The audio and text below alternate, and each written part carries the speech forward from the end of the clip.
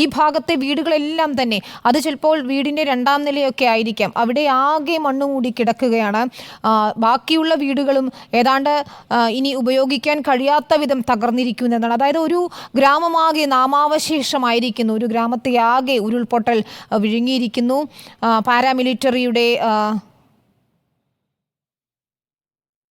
വാഹനമാണ് നമ്മളിപ്പോൾ കാണുന്നത്.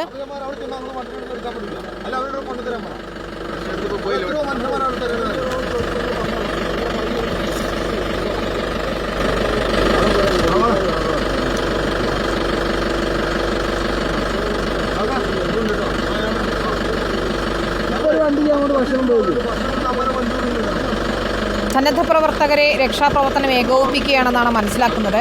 കൂടുതൽ മേഖലയിലേക്ക് ആളുകളെ ഒപ്പം യന്ത്രസാമഗ്രികളൊക്കെ എത്തിക്കേണ്ടതുണ്ട്. ആ പ്രദേശവാസികൾക്ക് കൂടുതൽ വിവരങ്ങൾ നൽകാനാകും. പാരാമിലിറ്ററിയുടെ ഒരു ടീം അങ്ങോട്ടേക്ക്, റെസ്ക്യൂ ടീമാണത്. ദീപക് മോഹൻ ചേരുന്നു. ദീപക്, എന്താണിപ്പോൾ ചൂരൽമല മേഖലയിലെ സാഹചര്യം? ദീപക് അവിടെയാണുള്ളതെന്ന് മനസ്സിലാക്കുന്നു. ഏത് രീതിയിലാണ് രക്ഷാപ്രവർത്തനം പുരോഗമിക്കുന്നത്? ദീപക് നിൽക്കുന്ന മേഖലയിലെ അവസ്ഥ എന്താണ്?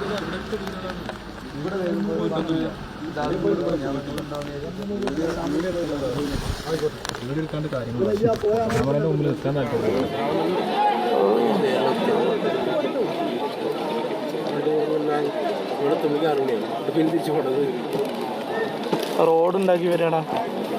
വിനീത വേണു, ഞാനിപ്പോൾ നിൽക്കുന്നത് ഈ ചൂരൽമലയിലെ വില്ലേജ് ഓഫീസിന് സമീപത്താണ്. ഈ പ്രദേശത്താണ് ഈ മുണ്ടക്കൈയിൽ ഉരുൾപൊട്ടിയതിൽ ഏറ്റവും കൂടുതൽ ബാധിച്ച ഒരു മേഖലയാണിത്. ഇവിടെ നിന്നാണ് ഈ കഴിഞ്ഞ ഇന്നലെയും ഇന്നുമൊക്കെയായി ഏകദേശം 40ഓളം മൃതദേഹങ്ങൾ കണ്ടെടുത്തത്.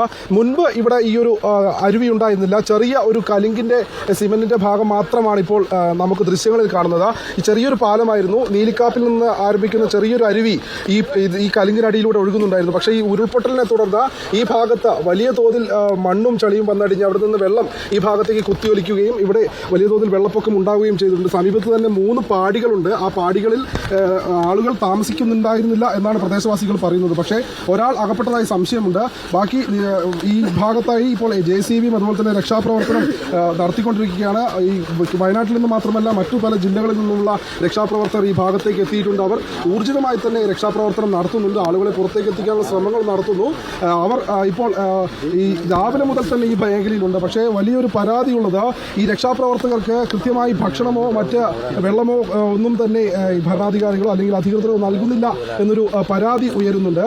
ഇപ്പോൾ ഈ ഭാഗത്ത്, അതായത് ഈ വില്ലേജ് ഓഫീസിന് സമീപത്താണ് ഇപ്പോൾ തിരച്ചിൽ നടന്നുകൊണ്ടിരിക്കുന്നത്. ഇവിടെ ആ ഭാഗത്തേക്ക് വീടുകളില്ലേ, അവിടെയൊക്കെ എന്താണ് അവസ്ഥ? ഇപ്പോൾ അങ്ങോട്ടേക്ക് നിങ്ങൾ പോയിരുന്നു? വീടുകൾ അവിടെ ഒരുപാട് വീടുകളുണ്ടായിരുന്നു, അങ്ങോട്ട് പോയതാണ്. പക്ഷേ ഇതെന്താ സംഭവം എന്ന് വെച്ച് കഴിഞ്ഞാൽ ഇത് ഇവിടുന്ന് ഒരു പുഴ, ഇതിലെയാണ് പുഴ ഒഴുകുന്നത്. ഈ പുഴ ഒഴുകുന്നത് പിന്നെ ഒരു ബെൻഡാണ്. ഈ ബെൻഡിലൂടെ വെള്ളം അവിടെ നിന്ന് അടിച്ച് വന്നപ്പോൾ ഇങ്ങോട്ട് തിങ്ങിയതാണ്. ഇവിടെ നിന്നാണ് നമുക്ക് ഏകദേശം 30, 35, 40ഓളം ബോഡികൾ കിട്ടിയത്. അപ്പോൾ നമുക്കിവിടെ നിലവിൽ എന്താ ചെയ്യാനുള്ളതെന്ന് ചോദിച്ചു കഴിഞ്ഞാൽ നമ്മൾ ഈ കലുങ്ക് തുറന്നു കഴിഞ്ഞാൽ മാത്രമേ എന്താവുള്ളൂ. കലുങ്ക് ഇപ്പോൾ നിലവിൽ അടഞ്ഞിരിക്കുകയാണ്. കലുങ്ക് മൊത്തം ഇത് അടഞ്ഞിരിക്കുകയാണ്. ഈ കലുങ്ക് ഈ ദൃശ്യങ്ങളിലൊക്കെ ഈ കലുങ്ക് മൊത്തം അടഞ്ഞിരിക്കുകയാണ്. ഇതൊരു പഴയ ഒരു ഒരു ചെറിയൊരു തോടാണിത്. ഈ മൊത്തം കലുങ്കുകൾ മൊത്തം അടഞ്ഞതുകൊണ്ടാണ് ഇത് മൊത്തം പരന്നൊഴുകുന്നത്, മുകളിലൂടെ ഒഴുകുന്നത്. അപ്പോൾ ഇത് ശരിക്കും ഈ മൊത്തം ഇത് പിന്നെ തുറന്നു കൊടുത്തിട്ട് ഈ വെള്ളം പുഴയിലേക്ക് കടത്തി വിട്ട് കഴിഞ്ഞ് കഴിഞ്ഞാൽ പിന്നെ നമുക്ക് ഇവിടുന്ന് ബോഡികൾ ഇനിയും റിക്കവർ ചെയ്യാൻ കഴിയും. പ്രദേശവാസി പറഞ്ഞതുപോലെ ഈ കലുങ്കിൻ്റെ അടിയിലേക്ക് ഉരുൾപൊട്ടലിൽ വലിയ മരങ്ങളും കല്ലുകളും വന്ന് അടിഞ്ഞതിനെ തുടർന്നാണ് ഇതിന് മുകളിലൂടെ വെള്ളം ഒഴുകുന്നത്. അപ്പോൾ ആ ഭാഗത്തുള്ള തടസ്സങ്ങൾ ഒഴിവാക്കി കഴിഞ്ഞാൽ ഇതിലെ ഗതാഗതം സുഗമമാകും. മാത്രമല്ല ഇനിയും മൃതദേഹങ്ങൾ ഇവിടെ നിന്ന് ലഭിക്കാനും സാധ്യതകളുണ്ട്. കാരണം ഈ കഴിഞ്ഞ ദിവസങ്ങളിൽ ഏറ്റവും കൂടുതൽ കണ്ടെടുത്ത മൃതദേഹങ്ങൾ അല്ലെങ്കിൽ പരിക്കേറ്റ ആളുകൾ ഈ ഭാഗത്തുള്ളവരല്ല, എല്ലാവരും മുണ്ടക്കൈ ഭാഗത്തു നിന്നാണ്. ഇതിപ്പോൾ മുണ്ടക്കൈ ഈ പ്രദേശത്ത് നിന്ന് ഏകദേശം 2 കിലോമീറ്ററോളം മാറി ചൂരൽമല കഴിഞ്ഞുള്ള തൊട്ടടുത്തുള്ള മേഖലയാണ് ഈ ചൂരൽമലയിലെ വില്ലേജ് ഓഫീസ് ഉള്ള സ്ഥലം എന്ന് പറയുന്നത്. ആ ഭാഗത്താണ് നമ്മളിപ്പോൾ ഉള്ളത്. അവിടെയാണ് ഇപ്പോൾ ഇത്തരത്തിലൊരു പ്രശ്നമുള്ളത്. അതായത് ഈ 4 വീൽ വാഹനങ്ങൾ ഉപയോഗിച്ച് മാത്രമാണ് ആ ഭാഗത്തു നിന്ന് ആളുകളെ പുറത്തേക്ക് എത്തിക്കുന്നത്. ആ ഭാഗത്ത് കുറച്ച് ആളുകൾ കുടുങ്ങിയിട്ടുണ്ട് എന്നാണ് നമുക്ക് മനസ്സിലാകുന്നത്. ചേട്ടാ, എവിടുന്നാണ് നിങ്ങൾ വരുന്നത്? നിങ്ങൾക്ക് ഭക്ഷണം കിട്ടുന്നത്? ഇല്ല, ഫുഡ് വളരെ കുറവാണ്. ഫുഡ് വണ്ടി വേഗം ഒന്ന് റിലീസ് ചെയ്യാൻ വേണ്ടി അവരോട് പറയണം. എന്താ അവർ പറയുന്നത്? അവർ വണ്ടി അവിടെ പിടിച്ചിട്ടേക്ക് ഒന്നും പറയുന്നില്ല. ഫുഡ് അവിടെ ആവശ്യമുണ്ടെന്നാണ് പറയുന്നത്. ആർക്കും ഫുഡ് ആരാ പറയുന്നത്? ആരാ പറയുന്നത്? ഉദ്യോഗസ്ഥരാണ് പറയുന്നുണ്ട്. പോലീസ് ഒന്ന് വിളിച്ചു പറഞ്ഞാൽ മതി. ഇത്ര ഫുഡ് ഞങ്ങൾക്കുള്ളൂ, ബാക്കി ഇനിയും 10-200 ആളോടെ കഴിക്കാണ്ട്. അപ്പോൾ എത്രയും പെട്ടെന്ന് ഫുഡ് വരണം. പിന്നെ അതേപോലെ ആംബുലൻസുകൾ ഹൈവേ റോഡിലോട്ട് മാറ്റിക്കഴിഞ്ഞാൽ ഞങ്ങൾക്ക് വേഗം ഇപ്പം വലിയ വണ്ടിയോടെ വന്നിട്ടുണ്ട്. അപ്പോൾ എത്രയും പെട്ടെന്ന് ഞങ്ങൾക്ക് ബോഡി ഒക്കെ റോഡിലോട്ട് എത്തിക്കാൻ പറ്റും. അപ്പോൾ ഈ ആംബുലൻസുകൾ കംപ്ലീറ്റ് മെയിൻ റോഡിലേക്ക് മാറ്റുക, ഈ റോഡ് ബ്ലോക്ക് ചെയ്യുക. ജീപ്പുകാർ മാത്രം യൂസ് ചെയ്താൽ ഞങ്ങൾക്ക് പെട്ടെന്ന് റിക്കവറി യൂസ് ചെയ്യാം. നിങ്ങളിപ്പോൾ പോകുന്ന ഭാഗത്ത് അവിടെ എന്താ? അവിടെ ഫുള്ള് മരം മൂടിക്കിടക്കുക. അവിടെ ഇത്രയും നേരം ഇന്നലെ തൊട്ട് ഒരാളും അവിടെ ഉണ്ടായിരുന്നില്ല. അപ്പം ഞങ്ങൾ ഇത്രയും നേരം അവിടെ പോയിട്ട് കളക്ടർ പോലീസുകാർ എല്ലാവരോടും ഇപ്പോൾ പറഞ്ഞിട്ട് കുറേ ആൾക്കാർ വന്നു തുടങ്ങി. ഇപ്പോൾ ഒരു വലിയ എക്സ്കവേറ്റർ അവിടെ വന്നിട്ടുണ്ട്, അത് മാന്താൻ ഇറങ്ങുന്നേ ഉള്ളൂ. അപ്പോൾ ഇത്രയും നേരം ഒരു 20 എന്ന് പറഞ്ഞ ചെറിയ ഇറ്റാച്ചി ആയിരുന്നു, ആ മാറി ഇപ്പോൾ വലിയ വണ്ടി വന്നിട്ടുണ്ട്, അതിപ്പോൾ ഇറങ്ങും. ദീപക്, ആ മേഖലയിലേക്ക് പോകാൻ കഴിയുമെങ്കിൽ അവിടുത്തെ ദൃശ്യങ്ങൾ കൂടി നമുക്ക് പ്രേക്ഷകരിലേക്ക് എത്തിക്കാമെന്ന് തോന്നുന്നു. ഏതായാലും രക്ഷാപ്രവർത്തകരുടെ ആവശ്യം ന്യായമാണ്. അവർക്ക് ഈ മൃതദേഹം കൊണ്ടുവരുമ്പോൾ കൂടുതൽ ആംബുലൻസ് സൗകര്യങ്ങൾ ഒരുക്കണം, ഭക്ഷണ സാമഗ്രികളൊക്കെ തന്നെ എത്തിക്കണം. അതുകൊണ്ട് തന്നെ വലിയ ബുദ്ധിമുട്ട് അനുഭവപ്പെടുന്നുണ്ട്. പെട്ടെന്ന് തന്നെ അവിടേക്ക് എത്തിച്ചേരാനുള്ള നടപടികൾ സ്വീകരിക്കണമെന്നാണ് പറയുന്നത്.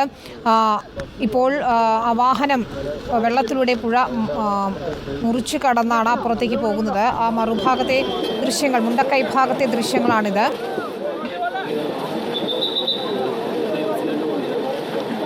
ചൂരൽമലയിൽ നിന്നും മുണ്ടക്കൈയിലേക്ക് പോകുന്ന ഭാഗമാണ് ഇതെന്നാണ് മനസ്സിലാക്കാൻ കഴിയുന്നത്. അവിടെ നിരവധി ആളുകൾ കുടുങ്ങിക്കിടക്കുന്നു. ആകെ മരങ്ങൾ അടിഞ്ഞു കിടക്കുന്ന അവസ്ഥയാണ്, മണ്ണ് മൂടിയ അവസ്ഥയാണെന്ന് പറയുന്നു. ഏതായാലും ഈ രക്ഷാപ്രവർത്തകർക്കുള്ള അവശ്യ സാധനങ്ങൾ, കാരണം അവർ രാവിലെ മുതൽ ഭക്ഷണം വെള്ളമൊന്നുമില്ലാതെ തന്നെ രക്ഷാപ്രവർത്തനത്തിൽ ഏർപ്പെട്ടുകൊണ്ടിരിക്കുകയാണ്. അവർക്കുള്ള അടിയന്തര സഹായങ്ങൾ എത്തിക്കുകയും വേണം. യന്ത്ര സാമഗ്രികളും ഉപകരണങ്ങളും ഒക്കെ എത്തിച്ചു നൽകണം. ഒപ്പം ആംബുലൻസുകൾ കുറച്ചുകൂടി സമീപത്തേക്ക് കൊണ്ടുവരികയാണെങ്കിൽ ഈ മൃതദേഹം ഉൾപ്പെടെ അങ്ങോട്ടേക്ക് മാറ്റുന്നതിന് സഹായകരമാകുമെന്ന ഒരു ആവശ്യമാണ് ഉന്നയിക്കുന്നത്. ഏറ്റവും പ്രധാനപ്പെട്ട കാര്യം അവർക്ക് ഭക്ഷണവും വെള്ളവും എത്തിക്കുക എന്നതാണ്. നേരത്തെ ഹെലികോപ്റ്ററിൽ എത്തിച്ചിരുന്നു ഭക്ഷണവും വെള്ളവും. കൂടുതൽ ആളുകൾ അവിടേക്ക് എത്തിയിട്ടുണ്ട്, അതുകൊണ്ട് തന്നെ ആവശ്യമുണ്ട് എന്നാണ് അവർ പറയുന്നത്. അത് ന്യായമായ ആവശ്യം തന്നെയാണ്.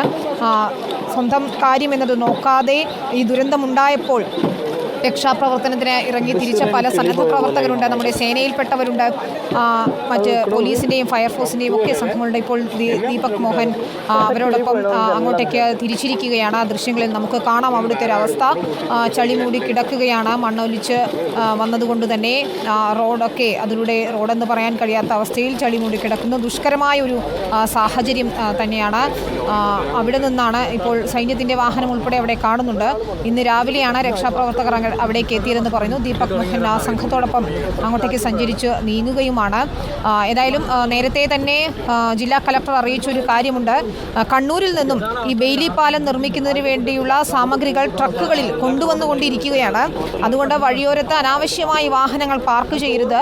മേപ്പാടി ഒപ്പം ഈ ദുരന്ത സ്ഥലത്തേക്ക് വാഹനങ്ങൾ പാർക്ക് ചെയ്തിരിക്കുന്നത് ഇരുഭാഗത്തു നിന്നും മാറ്റണം എന്നുള്ളതാണ്. ആ ഭാഗം, ആ റോഡ് ഒഴിഞ്ഞു നൽകണം. കാരണം വലിയ ട്രക്കുകളിലായാണ് ഈ പാലത്തിൻ്റെ സാമഗ്രികൾ എത്തിച്ചുകൊണ്ടിരിക്കുന്നതും പാലം നിർമ്മിക്കാൻ ആവശ്യമായ ഭാഗങ്ങൾ എത്തിച്ചുകൊണ്ടിരിക്കുന്നതും.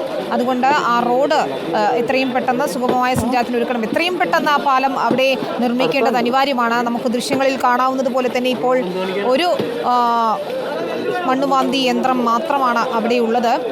മറ്റ് ഉള്ളവരെല്ലാം തന്നെ ഇപ്പോൾ സുദേവൻ്റെ വീട്ടിലൊക്കെ ആയാലും മനുഷ്യർ അവർക്ക് സാധ്യമായതെല്ലാം ചെയ്യുകയാണ്. കയ്യിൽ കിട്ടിയ സാധനങ്ങൾ ഉപയോഗിച്ച കോൺക്രീറ്റ് സ്ലാബ് മുറിച്ചു നീക്കുകയാണ്. ഇത്രയധികം മനുഷ്യർ രാവിലെ 7 മണി മുതൽ അവിടെ സർവ്വ കാര്യങ്ങളും മാറ്റിവെച്ച് അവിടെ രക്ഷാപ്രവർത്തനത്തിൽ ഏർപ്പെട്ടുകൊണ്ടിരിക്കുകയാണ്.